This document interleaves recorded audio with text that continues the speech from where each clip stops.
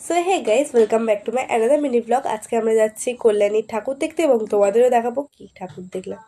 প্রথমে কল্যাণী স্টেশন থেকে একটা টোটো পিক আপ করে নিয়ে সেটা করে যাচ্ছি। দেন আমরা সেই টাইমে অনেক মল, সুন্দর সুন্দর পার্ক দেখা পাবো। সেগুলোতে এখন যাচ্ছি। এবারে পৌঁছে গেছি লাইটিং এরিয়ায়। এখান দিয়ে হেঁটে আমাদের ঢুকতে হবে। দেন হাঁটার পর আমরা পৌঁছে গেছি। দেখো কল্যাণী প্যান্ডেলটা কি সুন্দর করেছে, একেবারে অপূর্ব সুন্দর যাকে বলে।